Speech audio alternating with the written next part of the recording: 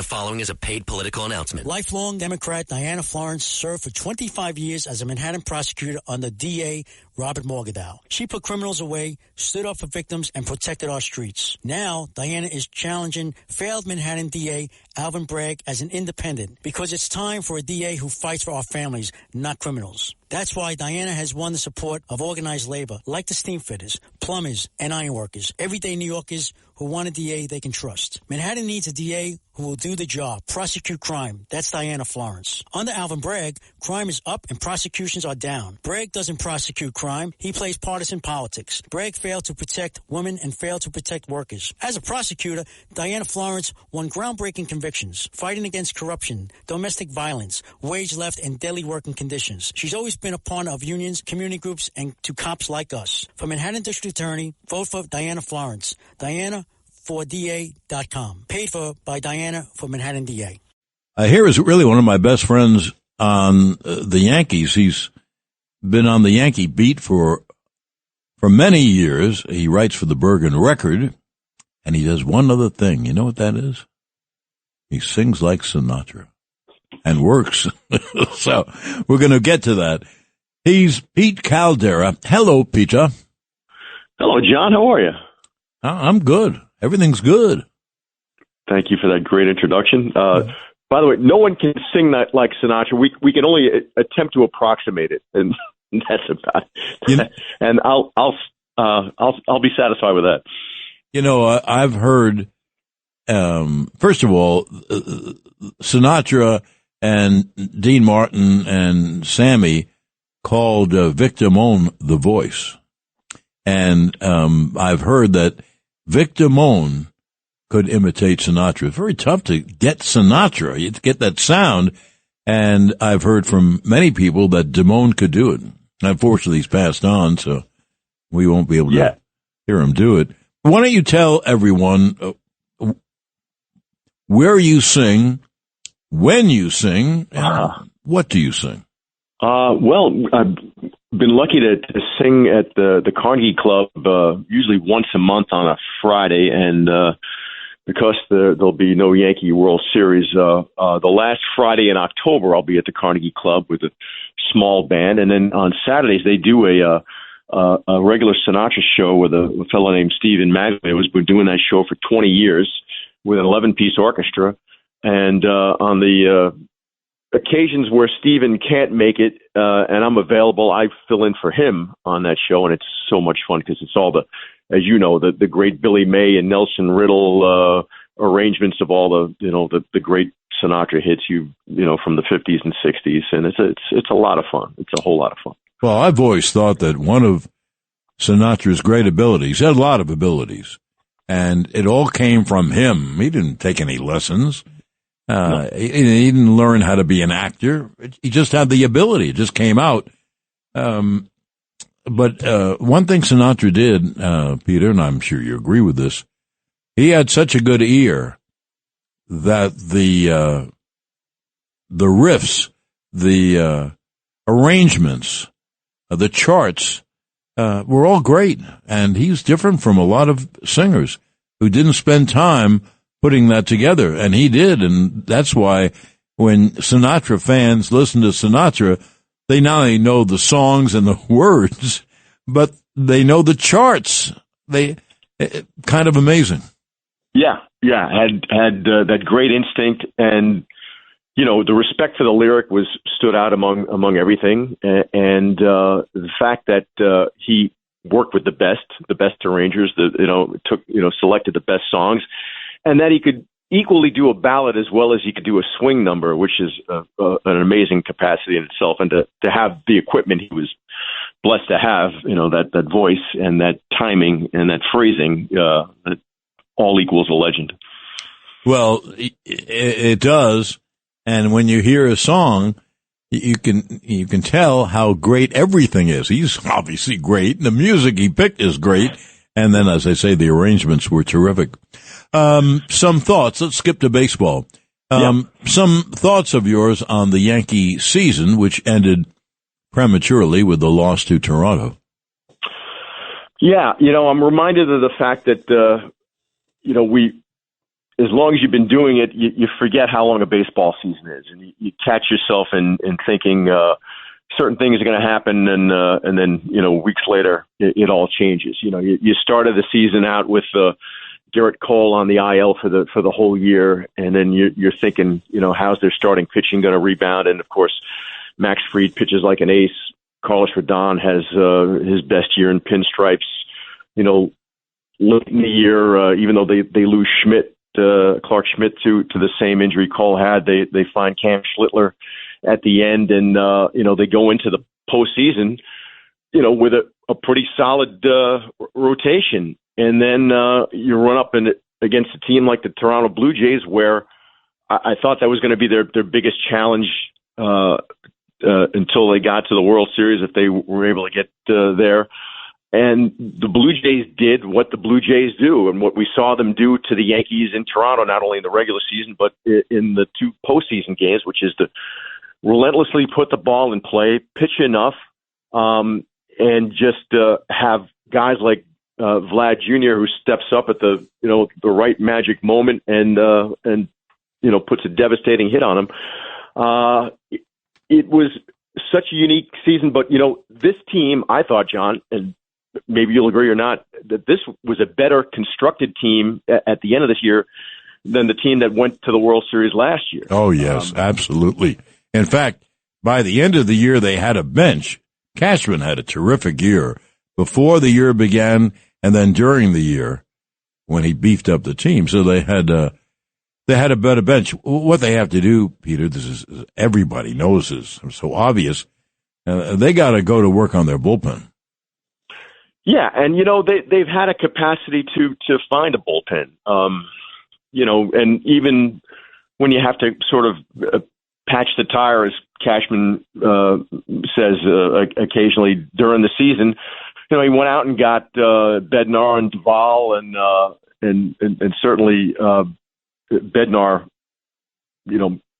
showed that he could be their closer next year, and I'm sure he will be. And they've been able to find relief arms and put together a good bullpen, and I have no doubt that that they'll be able to do that again. And that's not an area that they spend a lot of money in either, because you'd anticipate Devin Williams is going into free agency. I don't think he's coming back, and he's probably going to get a multi-year contract somewhere. The Yankees don't pay relievers top dollars anymore. They find them. They find the Clay Holmeses and guys like that, the Fernando Cruzes, and they can build a bullpen that way. I'd like to see them have another left-handed pitcher other than Tim Hill in there too. I think that in some ways they go in there thinking their right-handers can nullify left-handers because they have such swing and miss, and that's true. But when you see how the Blue Jays can match up lefties, even nondescript lefties against the Yankees lefties in their lineup, I think that makes a huge difference in postseason. Well, I'm a great believer that a bullpen has to have two lefties at least, because you want a lefty against a lefty at a big time. And I never believe a manager, and I've heard a million of them say, no, we don't have a lefty, but we have righties that can get out lefties. No, when a lefty sees a lefty with a great, breaking ball going down and away, a right-hander can't duplicate that. So other items we have to talk about, we'll have to wait just a moment because we're going to break and hear some commercial messages.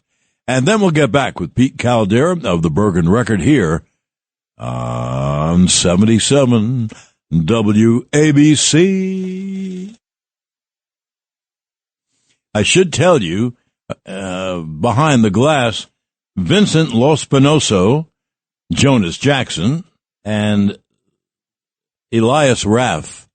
That's my threesome today. And they're here every Saturday, and they're great. They're great. Well, we're on the phone with Pete Caldera. How many years have you been on the Yankee beat?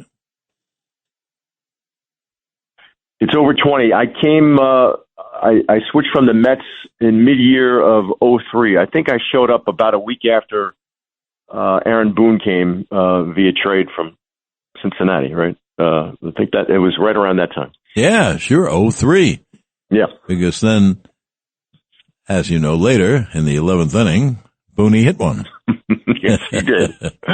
And the rest is history. Are you surprised very much by Milwaukee? They're the best record in the major leagues. They're playing the final game against the Cubs tonight. Okay. And what is wrong? I can hear you, John. You were mentioning about Milwaukee. I am surprised. You know, it's funny. You get sort of a myopic view of baseball when you're covering one team for 162 and playoffs and spring training before that. But yeah, I mean, Milwaukee's not a team that I thought was even looked like a playoff team going into the season. And then of course you saw what the Yankees did to them that first weekend of the regular season, and of course, they turn it around. I think they've got a terrific manager, obviously, and it's going to be very interesting to watch this Game 5 tonight. I don't know if it's going to go 15 innings like the night before, but that was a fascinating game to watch too between Seattle and Detroit. Terrific, night. terrific. Yeah. Both men came in inning after inning after. I don't think I would have taken Scoobo out, but that's, I don't believe in all that, but I guess you have to believe in it because that's what they're doing. Why didn't Kerkering throw to first base? Yeah, the catcher is pointing right there too. I just think he had a panic moment right there too. I mean, the ball comes back to him, he loses the handle immediately, and then the play is sort of right in front of him, just the play that he sees, and I think it was just a panic mode that you forget you got the force there, and you pick the ball up and throw it to first base, and you probably get the guy by 10 feet. But yes, that's why in all the replays I kept looking, Peter, at Kerkering and where the runner was. Yes, if he throws to first base, they have him by a few feet. It's kind of easy, yeah. And who knows what happens in that game? Philadelphia, their big guys didn't hit. People wonder why. It happens all the time in big games. And in playoffs and World Series games. The reason is because you're facing the very best pitchers on the very best teams. And so I'm never surprised when a guy goes, 2 for 20 in the playoffs. That happens all the time. Yeah, and, you saw it, some of that in some of the surprising things in the Yankee-Toronto series where, George Springer just destroyed the Yankees during the regular season, especially in Toronto. Springer didn't have a big playoff, but of course Guerrero does, and then the part-time players, guys like Lucas and Schneider, they couldn't get Ernie Clement out. Those guys were the guys that stepped up and really made a difference. Now, I have a good story about Ernie Clement, who is now, as Susan and I would mention, he's in the family. Susan's in the Toronto clubhouse, and she goes over to Ernie Clement and introduces herself. And she said, Ernie, and he said, oh, Miss Waldman. Oh, he said, I'm from Rochester, and I've listened to you and Mr. Sterling for years. So Ernie Clement is now in the family, Oh, wonderful. And he did play very well. Last couple of years he's played well, and he's hit against the Yankees. Yeah, and a versatile defensive guy, and you could put him anywhere in the infield basically, and not have to worry. And the fact that he's one of these bat to ball guys that just ruin the Yankees. I thought Cam Schlittler, he strikes out 12 Red Sox in that marvelous Game 3 performance in the wild card to clinch that. I thought he pitched as good a game, just pitched from a pitching standpoint. He was very much a difference in that game, but he only strikes out 2 because that's what the Toronto Blue Jays do. They're a contact team and they make pitchers work. But Cam was one double play ball away that wasn't made from getting out of there in a 2-1 game. Yes, absolutely. It's interesting that you say, and other people do too, that Toronto puts the bat on the ball. Now, they are very good at bats. And et cetera, et cetera. Now, the funny thing is, their ballpark, now you know this because you've been there so much, but Rogers Center, whoa, what a home run ballpark. If you hit it, the ball flies, and it doesn't matter if the roof is open or closed. And yet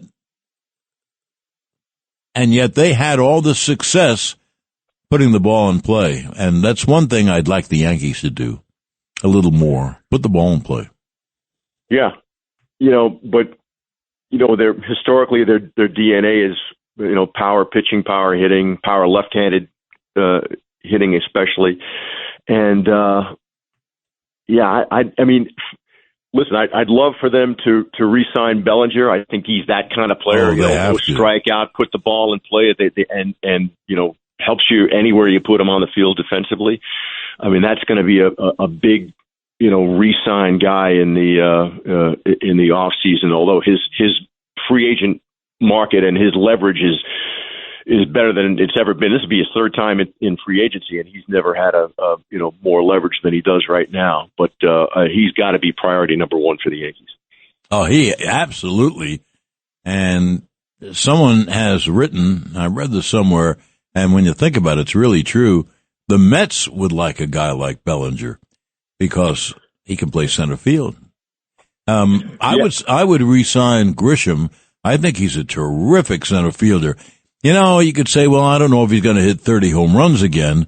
What are your thoughts about Grisham?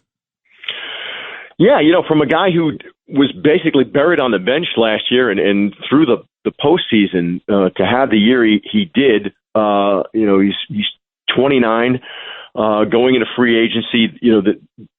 I guess when you look at the defensive metrics, they're not as kind to him as what you see with the naked eye. There's that he can go get any ball that's hit to him and do it like he's just brushing his teeth or something. It's just it's just so nonchalant but he's certainly is a player that helped them get to where they got to this year.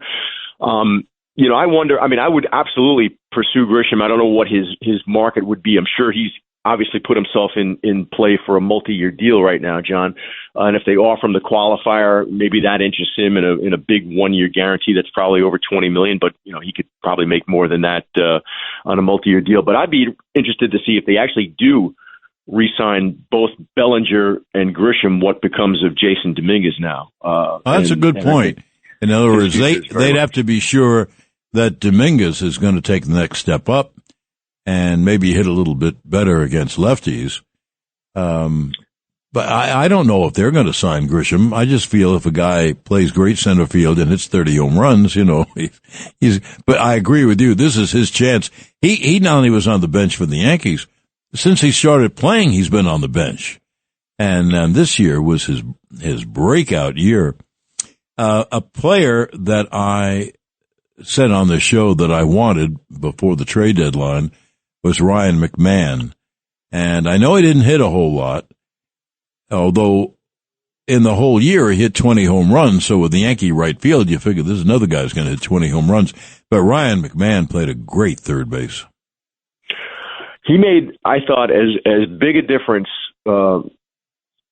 as anyone in their second half because he stabilized what had been a very shaky defense in that on the left side of the infield, and I think that his defense was invaluable to them, and I think it also gave them a confidence too. Gave the pitching staff certainly a confidence that, especially with the left-handers that they have, Fried and Rodon, if you're inducing a lot of left side ground balls, he's just going to get them, and he's going to make the difficult play too. So, right, if he could hit 240 and run into 25 to 30 home runs, I got to think that and he plays every day, his home run totals at Yankee Stadium will increase, just by virtue of playing 80 home games there, that you could get more out of McMahon than you did, this season. And plus, John, I think the guy, coming from Colorado, you wondered, how's he going to react in big games? He never really played down the stretch in a pennant race, let alone one in New York City. Thought he handled everything well and enjoyed being a Yankee. So he's going to be a good one, I think. Oh, absolutely. One final question for you, Peter. What do you Well, what did the Yankees do with Volpe?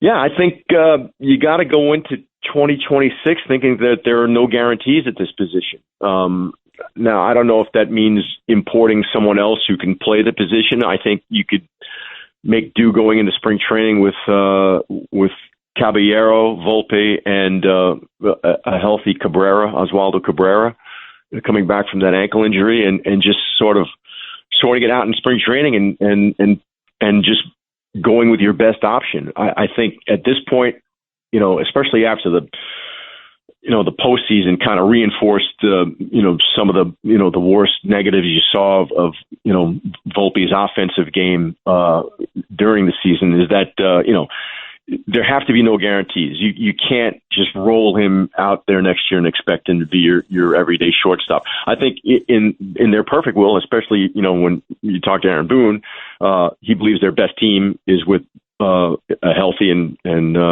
Anthony Volpe out there who can be productive and, likes the glove overall and everything. But I think you got to go into next year with just no guarantees and open the position up. Yeah, I would like to see him stop swinging so hard and use right field, because he's got power. Use right field, the ball, some will go out. So, Peter, home run off Crochet, perfect example. Peter, thank you for coming on the show, and as you know, you'll be on many times, and I instruct you now to get a dinner together with the boys. That sounds good. Okay. Thank you. Upcoming